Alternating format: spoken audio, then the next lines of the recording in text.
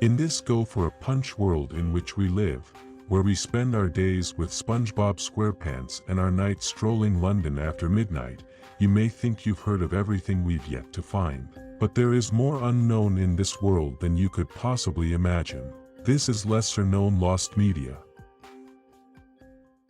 Welcome back to the channel, everybody. It is I, your host, Mr. Sean, back with Volume 4 of Lesser Known Lost Media. My apologies if my voice is not quite up to snuff today. I am homesick from work, and I figured rather than just sitting around twiddling my thumbs, I would go ahead and film this video. If you're new to this series, what we do here is I talk about 5 different pieces of lost media that don't get nearly as much screen time on YouTube as some of the more popular ones. I am fascinated by lost media, but I didn't want to just make the same videos that everybody else makes a million times over. So you're not going to see Saki Sonobashi, you're not going to see A Day with SpongeBob SquarePants, you're not going to see London After Midnight, you're going to hear about things that maybe you haven't before. And as always, the first 4 are always ones that are more family-friendly, work-friendly, just basic generic pieces of lost media, while the 5th piece is always not safe for work. With that out of the way, let's get to number 1. At number 1, we have the lost pilot episode of the Gremlins animated series, which was a canceled animated series circa the 1980s. If you're unaware, Gremlins were a series of 2 movies, Gremlins 1 and Gremlins 2, in the 1980s that centered around cute little characters called mogwais that turn into ravenous monsters if you feed them after midnight. The original Gremlins, along with the movie Temple of Doom, were actually the 2 films that got the ratings board to add PG-13 to the list of ratings, because it was a little too much to be PG, not quite enough to be R. Also, quick correction, the second Gremlins film actually came out in 1990. But apparently, though very little is known about it, somewhere in between the 6 years in between the first Gremlins in 1984 and the second film, it was pitched and they started work on a pilot for a Gremlins animated series, possibly titled Gizmo and the Gremlins. Of course, Gizmo being the mogwai that doesn't turn into a gremlin, and he teams up with the humans to fight the evil gremlins. And as far as we know, the pilot episode is the only episode that was ever entered into production. Now, there are some that have said the reason the show got canceled and never released is that parents would have had concerns about the violence found in the source material. And to that I say no. Maybe, it was the 1980s, but certainly in the 1990s, it seemed like every single not made for kids franchise was getting potential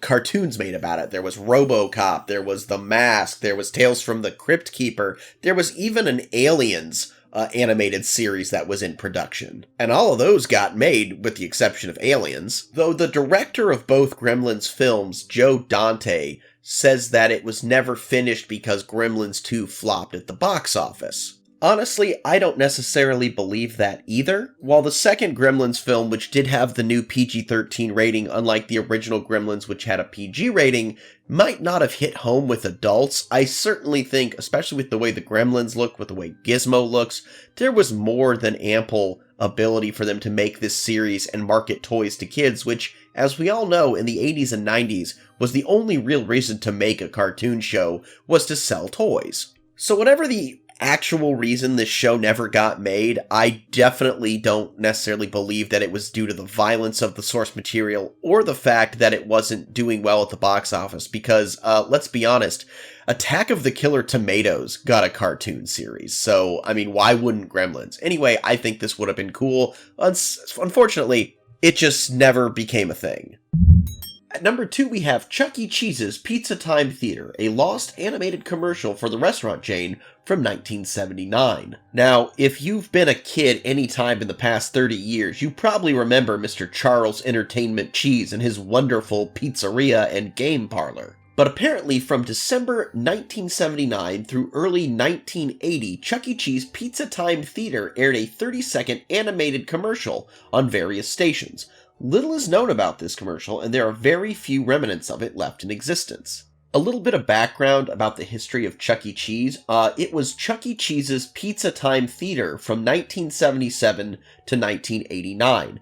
And when this commercial would have aired, would have been in, of course, 1979 and 1980, which was 4 years before the original owners filed for bankruptcy in 1984, and then it was acquired in 1985 by the Brock Hotel Corporation, which is the parent company of what everyone else typically sees as a Chuck E. Cheese knockoff, the Showbiz Pizza place. And after Showbiz acquired Chuck E. Cheese's, they eventually just rebranded everything as Chuck E. Cheese's and ditched the old Rockafire Explosion. Although technically Showbiz Pizza, if you really want to look at it, was a knockoff of Chuck E. Cheese, as the person who originally designed Chuck E. Cheese for the Atari Corporation later left the company and founded Showbiz Pizza. So ultimately, I mean, the same guy created both, and then later, they both came back together, so I don't know. That's not really what this video is about, but the history of Chuck E. Cheese is pretty interesting. But that all is just to say that one of the reasons this might be lost is that the people who made this commercial have long since had nothing to do with the company, and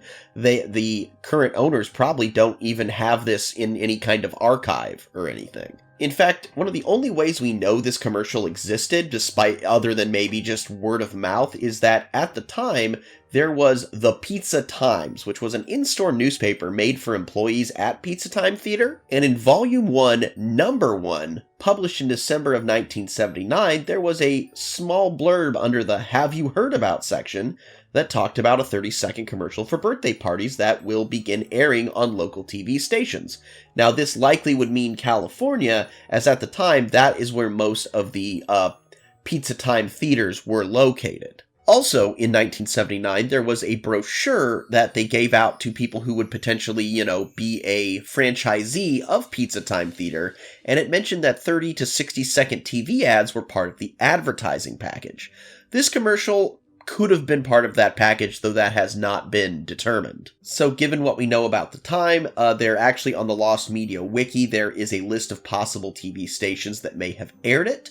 And as for the availability of the commercial itself, all we have of it is there is one collector. His name is Damon Breland, and he is the owner of Smitty's Super Service Station, and he owns 2 animation cells from these commercials. It was first brought to the attention when they were in the background of a YouTube video by Set Streets and Eats, where they visited Smitty's, but and since the cells themselves have been scanned and uploaded to the internet. But any actual animated clips or actual footage of the commercial is not available. And considering that this would have been broadcast on local television between, the years of 1979 and 1980, when definitely there was not nearly as much ability to tape and record TV shows, at least not affordably, there's a very good chance we will never find this one, unfortunately.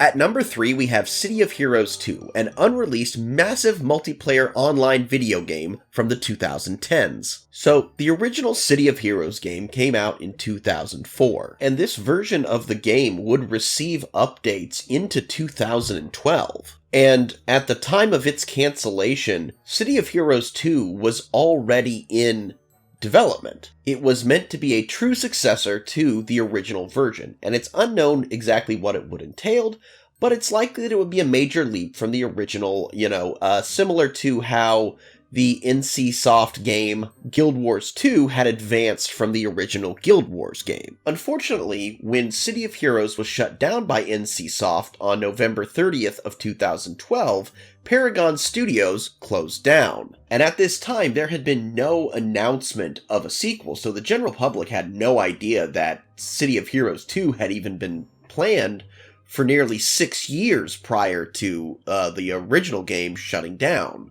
And apparently, when Paragon initially pitched this to NCSoft, which is based in South Korea, they weren't all that interested. They wanted something with a much bigger grind to it, something like in the Lineage series. And Paragon really didn't know how to tell them that that's not what a US audience was really looking for. Also, originally there were meant to be South Korean servers for City of Heroes, but they ended up, that didn't happen, so I feel like NCSoft really didn't see the value of this, outside. They're a South Korean company, there wasn't apparently a ton of South Korean interest in this game, even though it was hugely popular in America. I mean, we do this too in the US, where we don't necessarily accurately factor in foreign markets in things. But really, the only way we know about City of Heroes 2 is that there was a PowerPoint presentation that leaked onto the internet in 2019. And this PowerPoint was actually a 2008 pitch for City of Heroes 2, which they had it set to release in 2012. And that's just kind of ironic, considering that's the year it ended up getting closed down. Apparently this document was only on Reddit for 2 days before it got removed by NCSoft's legal department. Kinda funny that they care about a pitch meeting for a game they didn't decide to make from over 10 years ago. But according to the proposal, City of Heroes 2 would have included the following: a robust and unique character generation tool that would include Character Creator 2.0, unique playstyle with completely customizable powers, offline play progression and Web 2.0 integration, reactive heroes and proactive villains, an arch nemesis system, a mission architect 2.0 to allow players to create their own unique stories and missions, console accessibility, that'd be pretty cool, improvements on enemy and group AI, destructible environments, robust endgame, PvP, player-generated epic battles, and affect the world and leave your mark. And again, due to NCSoft's notorious mistreatment of City of Heroes, having shut it down because it wasn't popular in Asia, their refusal to sell their IP out of pride, and just other factors, it's unlikely we'll ever see City of Heroes 2 or anything related to the series will ever be made, because NCSoft allegedly is still kind of butthurt that people are mad at them for not actively, utilizing their property. Which is really sad, because I loved City of Heroes. All of my friends liked playing World of Warcraft. I was a City of Heroes guy. I had Captain Fancy. I had, honestly, that's the only one I remember, but Captain Fancy was the shit, alright? I miss City of Heroes, and I'm sad that we never got City of Heroes 2. Now, coming in at number 4, we have what is honestly my most annoying, to me at least, piece of lost video game media, and that is the Simpsons Hit and Run 2, Lost Builds of Cancelled Action-Adventure Game Sequel circa 2007. Now, I have made no attempt to hide my love of The Simpsons as a franchise. It is absolutely my most favoritist TV show of all time. And Simpsons Hit and Run is not only the best Simpsons game ever made, it is the best GTA clone ever made, it is one of the best video games ever made. Hands down, Simpsons Hit and Run is amazing. And if someone were to make a sequel, especially now with modern console capabilities, it would be mwah! I would play that game all day. My channel will become pure nothing but videos of me playing this game. And Simpsons Hit and Run sold like gangbusters. So why did we not get a sequel? Why have they not just re-released it for a modern audience? Why have they not done a remaster? Well, here's why. Vivendi Universal was making a sequel because this game was a critical and commercial success. But it was canceled because everybody's least favorite publisher, EA Games, Electronic Arts, ended up winning the license to the Simpsons games. They got the rights to make a tie-in to the upcoming Simpsons movie, they called it The Simpsons Game, and it was okay. And because they had the rights to also produce future games, the project to make Simpsons Hit and Run 2 was canceled. And since EA took over the license, they have made, after the Simpsons game, the only thing they've made since are mobile games. Their most recent one being Simpsons Tapped Out, which was made in 2012. And while yes, they're still updating that one, they've not done anything with this franchise like they could be. Apparently at the time of development, there were some prototype builds of Hit and Run 2 available, but those have never surfaced online. I say, take the license away from EA Games And while Vivendi Universal no longer exists, as it was now part of Activision Blizzard, if anybody from the original back 2003 games still works for them, put them back on a new project. Let's get Hit and Run 2 made. Let's make it awesome. I want my new Hit and Run game. And shame on you, EA, for doing so little with my beloved franchise. Well, excuse me for having enormous flaws that I don't work on! And now, before we get to the not safe for work entry of today's video, I would like a moment to talk to you about my business, Chimera Miniatures. At Chimera Miniatures, I offer one-of-a-kind miniatures that I have handcrafted myself using bits and pieces of other miniatures, as well as doing not safe for work repaints of HeroClix miniatures and others. Instead of buying one of the multitude of 3D printed stock miniatures that everyone on Etsy is offering these days, why not buy something truly unique and affordable? Have your players been bad, naughty players? Well, teach them a lesson with this Tabaxi Dominatrix miniature. They won't know what to think when you throw down this NPC villain clad in bright pink pleather and sporting a whip. Teach them a lesson that they don't fuck with their GM. Or maybe you want to play a Tabaxi Dominatrix, in which case this also makes a great PC miniature as well as an NPC. This is just one of many different miniatures I offer on my eBay and Etsy pages. Link in the description. So, since this page is not monetized, I have no Patreon. What I do have is a plethora of miniatures and other items for sale. If you want to support this channel, be sure to like, comment, subscribe, and click the links, maybe buy a mini, or share it with someone who would like to buy a mini, because this channel is my advertising for my business, and the more items I sell, the more videos I make. And at number 5, we have Institut für Sexualwissenschaft, or the Institute for Sexual Research.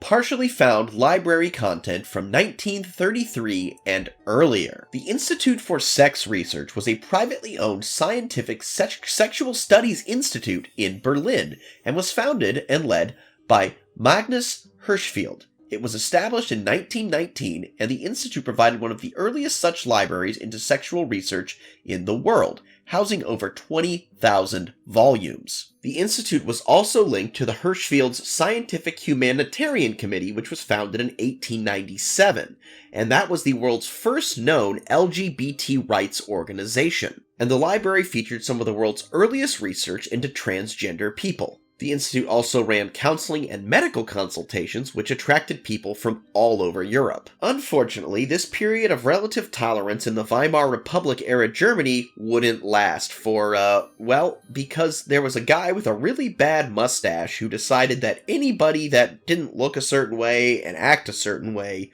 was really bad, and his party came to power. They killed a ton of people, and the entire world was launched into war. When this party came to power, in 1933, it launched a purge of gay clubs and activist groups in Berlin, and on the 6th of May, 1933, the institute was raided by the Nazi-affiliated German Student Union, and days later, the contents of the institute's library and archive were publicly burned as part of their first ever mass public book burning, and thousands of documents and photographs were lost. Now, you might be thinking, oh, but surely this institute was brought back up after the war, right? Well, unfortunately not. After the war, the West German courts ruled that the attack and destruction by the Nazis of this institute was legal, and they even retained some of those amendments that that party had put in to the legal code that further persecuted homosexuality. There was no restitution made for the damage, and a new institute with the same name was not reestablished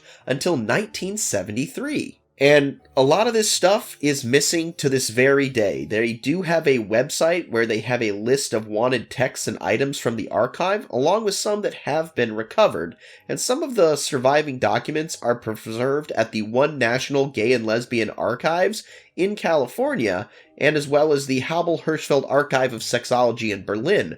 But there is a lot that is just gone. It could be that that their institute was the one place where there was even a copy. I mean, they were looking at really ahead of their time ideas, and it's just really sad that this the Nazi Party did so many bad things, but the fact that they set back gay and lesbian and just LGBTQ plus rights by decades. I mean, who knows what their research and what their volumes even fully talked about. I mean, clearly they didn't demonize people in the LGBTQ community, one, based on what kind of an organization they were, and two, if that had been what they had determined, then the Nazis wouldn't have thought this needed to be burned. So clearly, who knows what information they had that could have been used to help people be accepted in this world that is just gone forever because one man was mad he didn't get into art school. And that's going to be our video today, guys. If you have a piece of lost media that you would like me to mention in Volume 5 or another upcoming volume, please be sure to comment it in the comments.